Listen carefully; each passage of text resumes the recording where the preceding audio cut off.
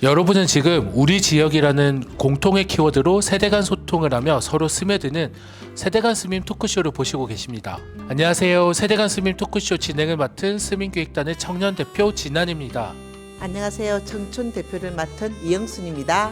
오늘 세대 간 스밈 토크쇼는 청춘편으로 지역의 가능성을 보시고 큰 시도를 하시고 계시는 정상훈님을 모시고 이야기를 나눠보려고 합니다. 반갑습니다, 상훈 선배님. 반갑습니다.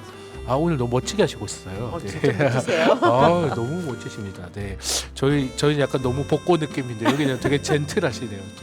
아, 상훈 선배님은 우리 동네를 정말 아끼시는 걸로 알고 있거든요. 그래서 그 가능성을 보시고 되게 크게 이제 조금 이런 시도를 하시고 계신데 어떤 활동을 하시고 계신지 소개 한번 부탁드리겠습니다. 저는 진해에 오기 전에는 부산에서 사회생활을 하고 있습니다. 그리고 진해라고 하는 공간 자체를 알게 된 거는 사업을 하다 보다가 약간 접하게 되었고, 진해라는 공간은 이제 부친이 진해를 많이 사랑하셨고 공직생활 하시면서 진해 벚꽃 나무 묘목을 심어서 진해 벚꽃의 창시자셨습니다. 그래서 그런 공직뿐만 아니라 항상 아버지 부친이 이제 나이가 많다 보니까 앞으로 살 날이 얼마 남지가 않았어요. 그래서 자식된 도리로서 진해라고 하는 무언가 지혜한테 주어진 그 여건과 부친이 진해를 사랑했던 그런 공직생활에 대한 그런 것과 연관시켜서 제가 아버지한테 뭔가를 드려보고 싶은 생각도 있었고, 선물로서 진해를 한번 꾸며보자 이런 생각도 좀 있었습니다. 우리 동네를 정말 사랑하시고 아껴주셔서 진심으로 감사드립니다. 그러면 상훈 선배님께서 생각하시는, 어떻게 보면 2대째 아버님께서 벚꽃을 심으시고 또 상훈 선배님은 또 상훈 선배님대로 또 뭔가를 또 심고 계신데, 상훈 선배님께서 생각하시는 진해의 매력은 무엇일까요? 진해라고 하면 어떤 진해의 어떤 자연환경, 군항제, 벚꽃의 시작, 그런 전반적인 환경을 가지고 있는 그런 곳이지 않나 생각됩니다. 그럼 언제부터 진해에 대해서 애정이 이렇게 생기셨나요? 저는 이 어떤 그 지인을 통해서 이제 진해라고 하는 이 공간이라고 하는 대도 건물을 이렇게 매입하게 되었고, 이 대도라는 공간 자체를 처음에는 저는 잘 몰랐는데 이 공간이 진해에서 나름대로 상징적인 어떤 그런 공간이었다는 걸 저는 알게 되었습니다. 그래서 그럼 이 상징적인 공간을 도시재생 사업과 관련되어서 새로운 건물을 만들 것인가, 아니면은 뭐 이렇게 리모델링을 해서 공간을 만들 것인가라고 하는 부분에 있어서 고민을 많이 했습니다. 근데 어떤 신축적인 개념의 어떤 장점보다는 단점이 좀 강하게 주위에서는 들려왔고, 과거의 역사적인 그런 의미에서 봤었을 때는 장점이라고 하는 부분이 더 강하게 들려왔기 때문에 저는 가끔하게 어떤 후자를 선택하게 되었습니다. 하지만 이 결국에는 이 지역적인 그런 상권과 지역 주민들의 관심도 중요하지만은 제 건물주로서의 역할이라고 하는 것은 그 지역 주민들의 호응도가 저는 중요하다고 봅니다. 그 관심을 이끌어내고 그걸 융합시켜서 뭔가의 공간을 창출하기 위해서 고민하고 있던 와중에 지역적인 단체에도 가입하게 되고 의견도 수렴하게 되고 참여하게 된 게 한 4, 5년 전부터. 진짜 대단하십니다. 진짜 그죠? 대단하시죠. 예. 네, 그럼 혹시 상훈 선배님께 특별하거나 소중한 진해의 어떤 공간이 있으시다면 어디일까요? 이사촌이 가장 저한테는 중요한 공간이었고, 제 부친이 또 여기에 동사무소 뒤쪽에 생활하셨다더라고요. 근데 저기 장곡산 터널부터가 쭉 내려올 때마다 한 번씩 볼 때마다 느끼는 거는 이사촌에 대한 이 공간이 왠지 부족한 느낌, 뭔가를 좀 더 채워서 좀 더 아름다운 길을 더 만들 수 있지 않냐 생각이 좀 많이 들거든요. 제가 또 이제 소중하게 될 공간인 것 같은데 그 대도 공간을 조금 소개해 주시면 좋을 것 같습니다. 네.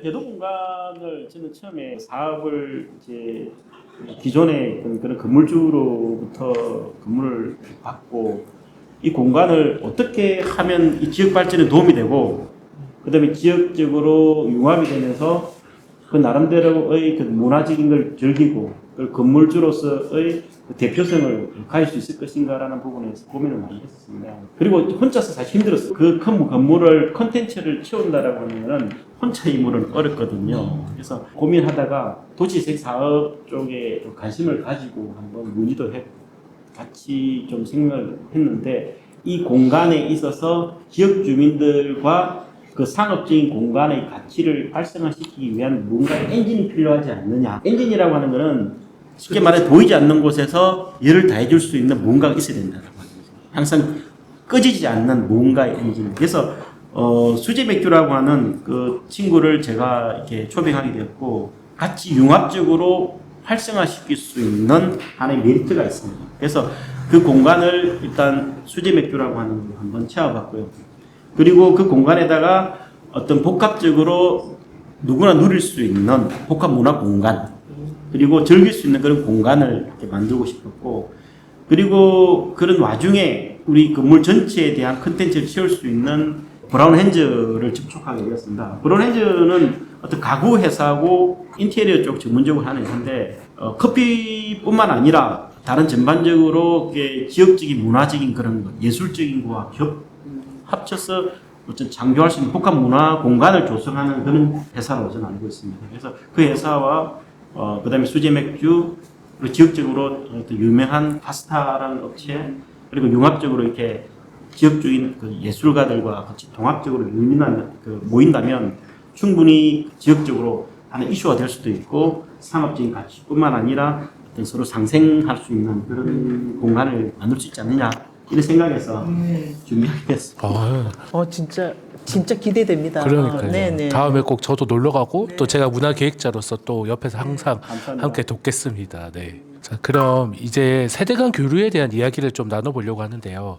혹시 상훈 선배님은 세대 간의 차이를 느끼실 때가 있으실까요? 세대 간의 갈등이라고 하는 것은 제가 볼 때는 정보의 비대칭이지 않느냐, 저는 그렇게 생각합니다. 우리가 정보를 정확히 알고 있다고 한다면 갈등이라고 하는 것 자체는 정말 줄어들 것이고 갈등도 발생하지 않을 여지도 있다고 저는 생각합니다. 그래서 어떤 사람들은 정보를 많이 가지고 있고 어떤 사람들은 정보를 갖고 있지 않기 때문에 어떤 행위나 할지 의사결정이라 할지 어떤 결과물에 있어서는 큰 차이가 납니다. 지금은 정보가 자산이기 때문에 그 자산을 누가 많이 갖고 있고 공개를 하지 않으려고 하라고 저는 생각이 들거든요. 저도 마찬가지고 여기 있는 분들도 다 마찬가지일 거라 생각합니다. 가치 있는 정보라고 하는 것은 어떤 그 가치를 따질 수 없을 정도로 아주 비싼 그런 것도 있고 누구나 누릴 수 있는 정보라고 하는 것도 있을 수 있을 거라 생각합니다.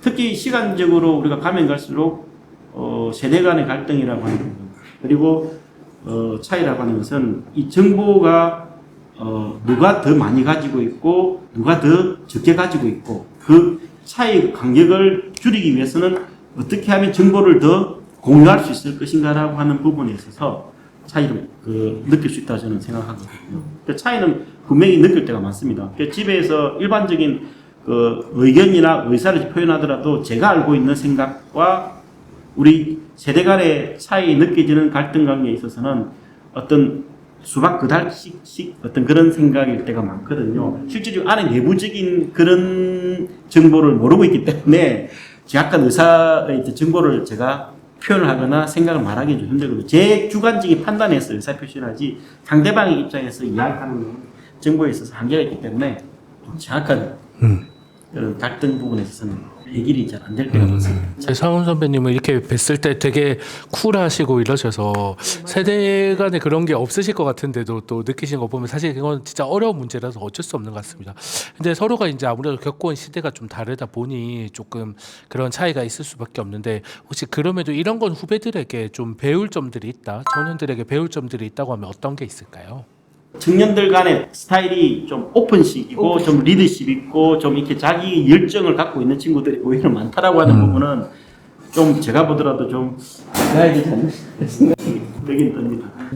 그럼 앞으로 진해에서 살아갈 청년들에게 좀 이런 점은 좀 바라고 싶다는 점이 있을까요? 저는 우리 청년들이 정말 여기 진해에 살 수 있게끔 여기 와서 살았으면 좋겠다는 생각이 많이 드는데 그런 기반이랄지 인프라 자체를 구축이 좀 미비한 경우가 많다고 보거든요. 제가 제 자식 보고 야, 니 진해 좀 살면 안 돼? 라고 과연 내 스스로 이야기할 수 있냐라고. 내 자식한테도 이야기 떳떳하게 못하면서 남한테 니 살아 이렇게 말하는 것도 좀 안 맞다 저는 생각합니다.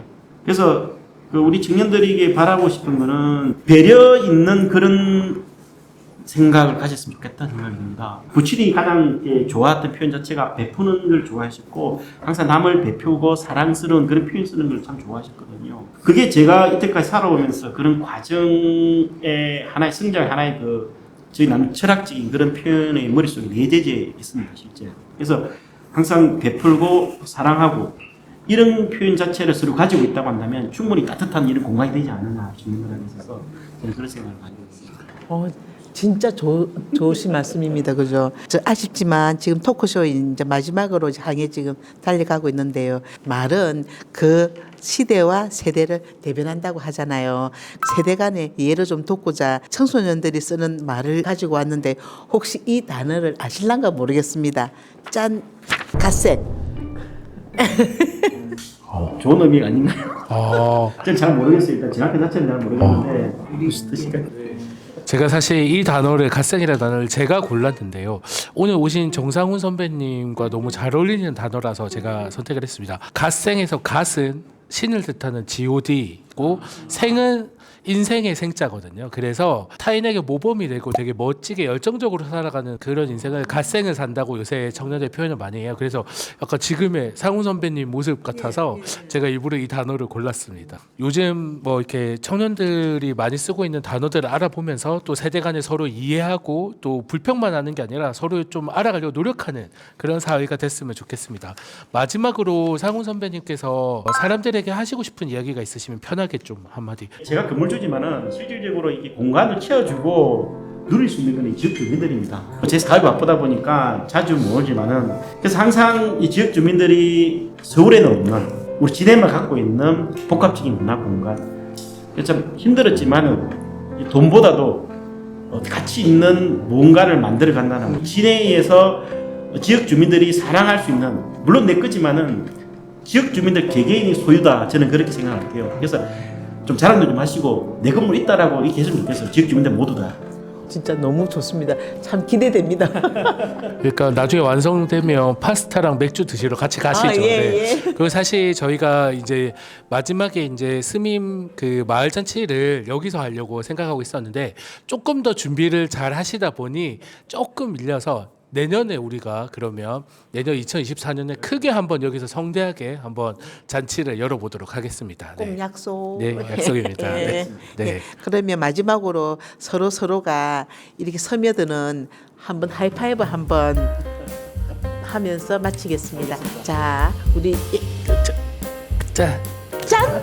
자, 힘내시고요. 예. 네, 오늘 바쁘신 와중에 시간 내주시고 좋은 이야기 들어주셔서 감사합니다. 오늘 인사할게요. 안녕. 감사합니다. 네, 감사합니다.